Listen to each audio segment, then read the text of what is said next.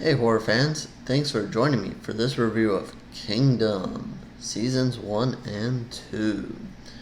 Alright, cast and crew information down below, and the IMDb plot from Season 1.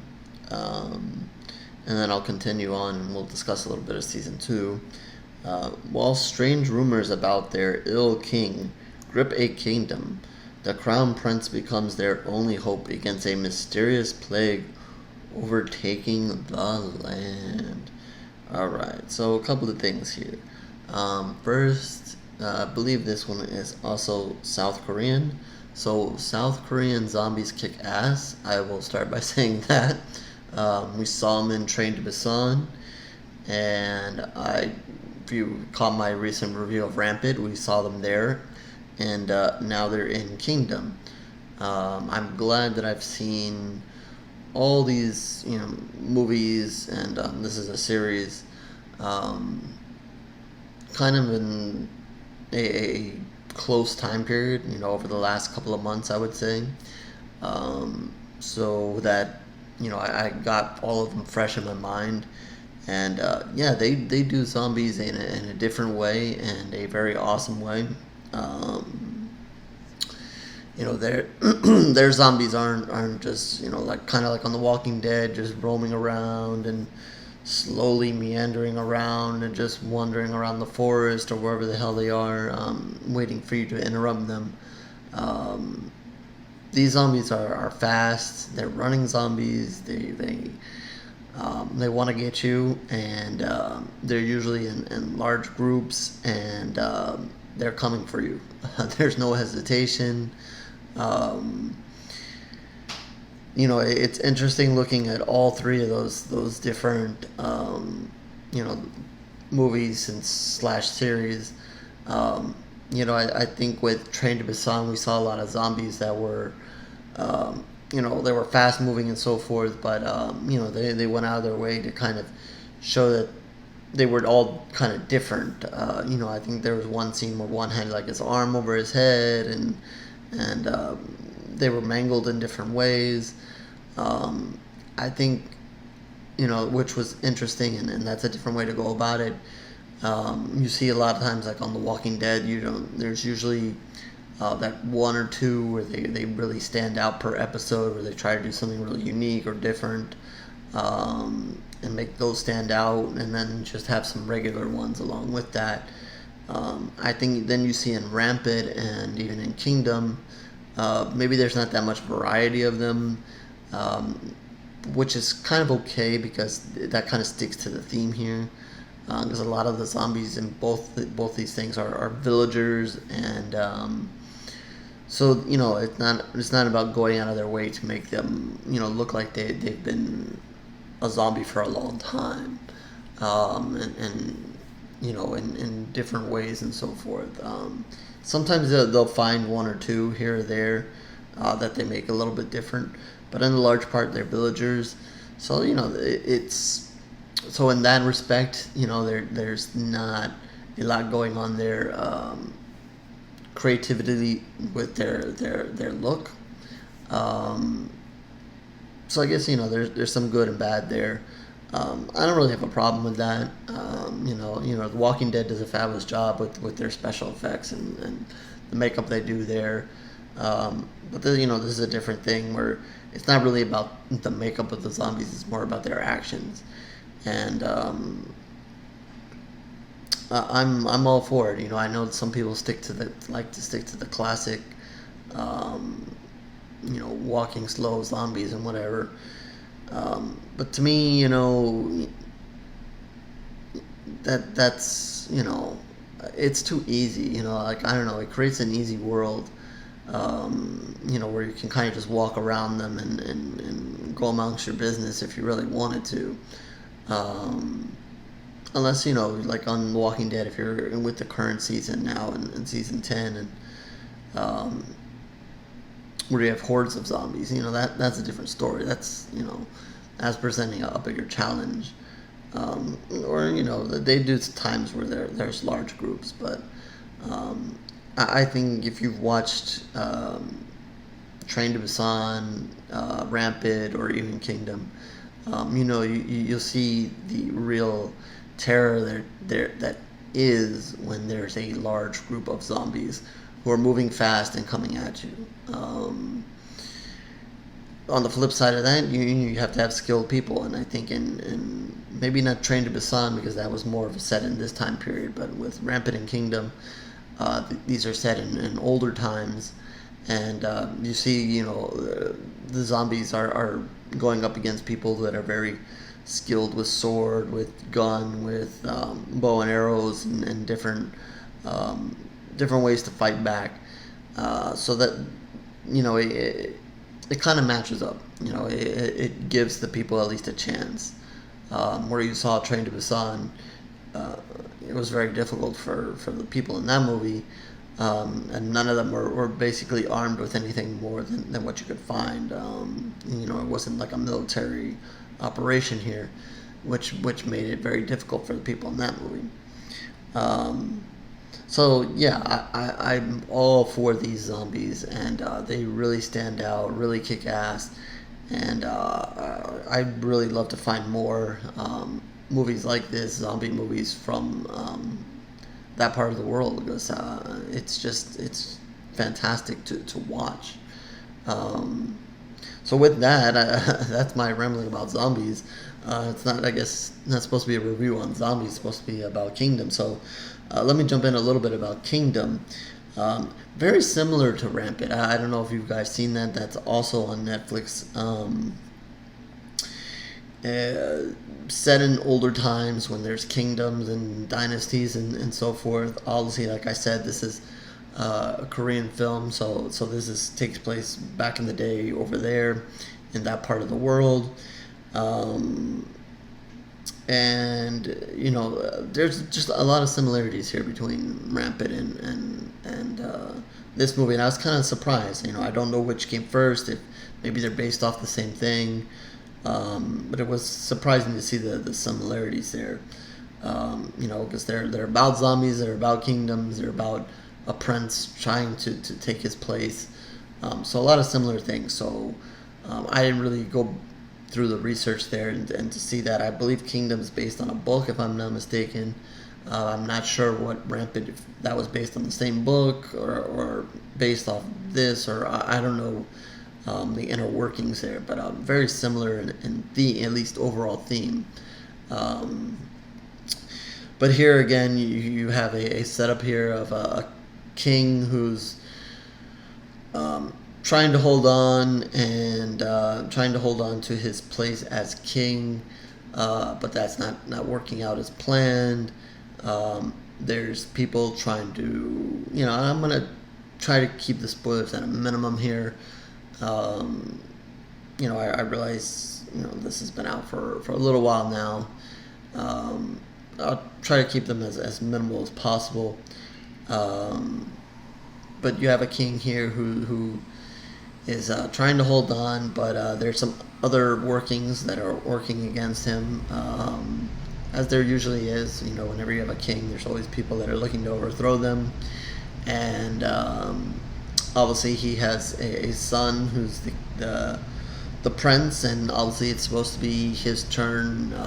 If something were to happen to the king, it's supposed to be his turn, but he is obviously cast aside, and there's people who don't want him to take over. So he's basically on the run. He's not in the kingdom. He's away from it. He's with the people. And again, it's kind of similar with Rampant here. It's almost a coming of age, or just a story development from his standpoint. Him, maybe not wanting that leadership role or knowing what to do with that leadership role, into becoming a leader, to becoming a fighter for doing what's right for the people and so forth. So it's about that as well. So it's not just about zombies. It's about that going on as well.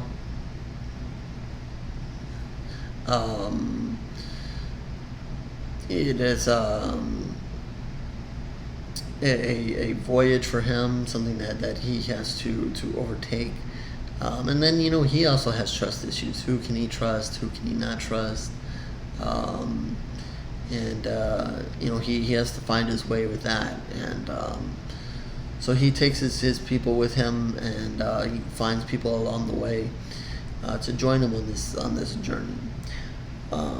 So the first episode or two gives you a small dose of the zombies and kind of what's going on there. Nothing huge.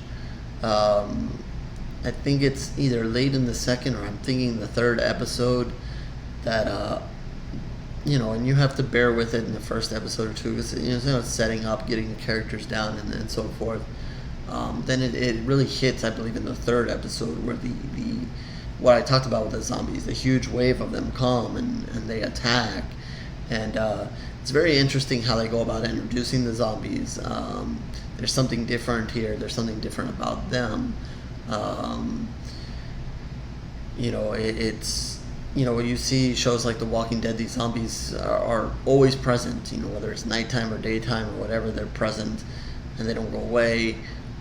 In this one, it starts out that the zombies don't like the daylight, and they have a weird thing where when it comes daytime, the zombies kind of go and hide, almost return to their caves or whatever, which is a very unique and different thing. And it's weird to see all of a sudden the zombies, full attack, and then all of a sudden stop and run away. So you see them kind of throw this in there, and it's very interesting, very unique as you see it happen. Almost like in Train to Busan, you saw when there was nobody around or whatever, the zombies kind of stopped and just meandered around. So it's, I guess, over there they have their different rules that they bring in for the zombies and so forth. So there's just a huge, massive attack here. It kind of starts as an attack, then it kind of slows down. Then comes a huge, massive thing, a huge event. It spans a huge amount of time in the episode, and it's just simply awesome. I was a little, I wasn't sure if I was, where I was leaning, and then all of a sudden they had this, and it hooked me ever since then. Once that massive zombie sequence happened, I was like, damn, this is just freaking awesome. I have to watch the rest of this from here on out. So you see a king on the outskirts. He's with the people. I mean, not king, the prince. He's out on the outskirts there. He's now in villages where he's trying to survive and trying to figure out what the hell they've encountered here. Who are these zombies? They never really refer to them as zombies. I think back in those days, I know in Rampant they call them demons, and I think they kind of go that route here too. They don't really say zombie, but he's got some people on his side. He's got some people who are knowledgeable about this or are trying to become. So that kind of helps. So he does have some people on the line that follow him. Again, trust is always going to be an issue, and maybe a little spoiler alert there. Obviously, somebody with around him is not 100% with him. He does run into some other familiar faces along the way as well. But season 1 is a lot about them discovering the zombies, and a little bit of his development as well. And then I'm trying to remember the bridge between season 1 and 2. I don't remember exactly where they kind of left off and continued, because I watched it a lot together as one. But season 2 kind of takes a step back a little bit. The zombies are sprinkled in here and there, but it kind of takes you more into what is happening politically there, what is happening in regards to the king, what is happening in regards to this group that's trying to overthrow him, and there's there's a guy. I'm trying again to be very delicate here with spoilers, especially if you haven't seen this. Talking way in advance of season 2. Um, but there's a guy with the faction there that's trying to overturn or trying to get power himself. He also has a daughter that's involved. She's got her own scheme going on here, so you get very involved with what is happening politically. Obviously, everybody knows there's the zombies or the demons out there. Basically, they're unleashed. They're out there now. They discover that there's more tricks up the zombie demon's sleeve. So there is another nice twist. I don't want to give it away, but there is more about these zombies. You learn more about them. Just kind of like The Walking Dead. You learned things that people can and can't do, things that the zombies do and don't do. So they learn a little bit more about the zombies. There's some more rules that go along with them, as far as what they do, they don't like, and as I talked about the day and the nighttime. So there's some other rules there, and you'll discover that, and it's almost a real shock to you and a real shock to obviously the characters when certain things happen. But they have to learn this. There's also, I want to mention, a terrific scene in a I guess, their so-called kind of jail, where, people run there for safety, kind of almost locking themselves in the jail away from the zombies. And, I don't want to give it away, but let's just say there's one cell in particular where there's 2 guys in there. And what happens in that scene, in that jail cell, is pretty neat. And that was early on in season 1. Just kind of throwing that out there. I wanted to mention that. I forgot about that. I really enjoyed that as well. But there's another scene where somebody else is in a jail, and there's zombies. So that's a pretty frightening situation as it is. And so yeah, season 2 gets into more of the political stuff, and who's trying to take over, and it gets a lot into that. So you kind of have to bear with it. I don't know if that's of interest to you, if you really care. I think they make it interesting enough. This is, by the way, all in English. It is weird. I don't know. It looks like, it doesn't look like it's naturally flowing, but the way when they move their mouths, it looks like they're saying everything that it's not like they're saying a lot more than what's being said. So it doesn't look very natural, but I don't think it's dubbed. I don't know. It's very weird. You guys can let me know. I didn't read up about that, so I don't know if it's just they're naturally speaking English and it just looks weird, or how they did that. But yeah, anyway. I guess I just throw in a little thing here and there, but yeah. So season 2 is a lot about more of the political stuff. But again, it ends in great zombie fashion as you get towards the end of season 2. Again, another just blast of zombies, a huge wave of zombies, a huge, lots of fighting going on, and then it leaves you with one hell of a twist.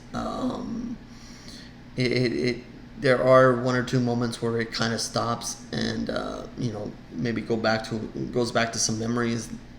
Sometimes in the beginnings of episodes it goes back, and especially in season 2 it often begins going back to another time period, and gets you more involved with how the zombies came to be in that area and what happens. So season 2 not only fills you in on how the zombies got there, kind of shows you something really important that happened in this kingdom to set up the events that are currently happening. So you get a lot of dose of that as the beginning of each episode in season 2 starts, which leads you towards the end of season 2 with a huge twist at the end after a big, huge battle with zombies, another one. But there are other battles in there. It's not, don't get me wrong. The zombies don't disappear. You're not left just hanging there waiting. Zombies are here and there and so forth. But I thought it was a little bit more dominated by the political stuff in season 2, where season 1 seemed to be a lot of mix between character introduction, making sure that you knew where everybody stood, and then of course introducing the zombies, and then setting up a twist with the zombies and kind of getting you introduced to what they can and can't do. Where season 2 is very, very on the political side. But there is zombies, and it's worth the wait. Maybe you have to wait through some of the political stuff if you're not interested in. But it's well worth the wait. I say wait it out, watch it, and then it leaves you with a huge twist. There will be a season 3, from everything I understand. Obviously, with everything shut down now, we have to wait. So I'm guessing 2021 at some point, hopefully. Hopefully they don't make us wait too long, because I was ready. Once that ended, I was like, damn, where is season 3? Why am I not seeing a season 3? Why have I done this to myself? Why have I put this on and watched this, and now I can see no more? So yeah, it has me hook, line, and sinker. I really enjoyed it, and I definitely recommend it to you guys. Each season is 6 episodes. So 12 between the two of them. They're, I think, an average of maybe 50 minutes to an hour. I think, the standard per episode. I don't know if the finales were any longer or not. I don't really pay attention. I just go to the next one. So, if you're looking for something to binge, I definitely recommend this. Maybe if you're worried that you're going to get hooked on it and worried about cliffhangers, maybe you wait closer to season 3 to jump on this. But I fully recommend this. I recommend the other zombie movies that I mentioned, Train to Busan and Rampant. All just excellent stuff given to you, coming from South Korea. They've done a good job, and if anybody out there knows of more zombie movies or series like this from South Korea, please let me know, either in the comment section or on social media, it will be down below, and I would definitely be interested in checking that out, because I really like what they do here. And so yeah, that is Kingdom season 1 and 2. That's on Netflix. If I failed to mention that, I think I did. But that's also on Netflix. And I believe Rampant and Train to Busan you can also find on Netflix, if I'm not mistaken. And so with that, I'm going to, it's seasons 1 and 2. There's still time to go. But between the two of them, I'm going to give it 4 pools of blood. I really enjoyed it, and I'm all in on the zombies. So 4 pools of blood, and then when season 3 comes out, hopefully I get a chance to review that and talk a little bit about that, and maybe do a more spoiler alert, spoiler free, at least talking about seasons 1 and 2 leading up to whatever happens in season 3. I tried not to spoil anything. I don't think I spoiled much here. So I think you guys are okay if you haven't seen this. But I know a lot of people have already. So with that, 4 pools of blood. I'll wrap this up. And again, please subscribe to the channel if you want more video reviews. horrors.goryreviews.blogspot.com, where you can find even more reviews, and including written ones from me. The link will be down below. In the comment section, please let me know if you liked the movie or the series or not, or even the other movies that I mentioned. And you'll find the Twitter and Facebook links for me as well. So please, you can comment there as well, and talk about these films with me there as well. Anytime, or if there's something you want me to watch, you can throw it at me there as well. So I of course thank you for your time, and hope you guys check out Kingdom and enjoy it as much as I do.